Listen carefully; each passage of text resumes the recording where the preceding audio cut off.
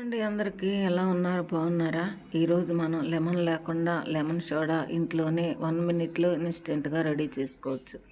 ఈ డ్రింక్స్ అయితే మా దగ్గర అందుబాటులో ఉన్నాయండి. లెమన్ సోడా, మామూలు సోడా, మళ్ళీ drinks, cool drinks, water bottles, litre bottle, half litre bottles, పెళ్ళిళ్ళకి ఫంక్షన్లకి వాటర్ కావాలంటే మమ్మల్ని కన్సల్ట్ అవ్వండి. ఇక్కడ ఫోన్ నెంబర్ ఇస్తాను.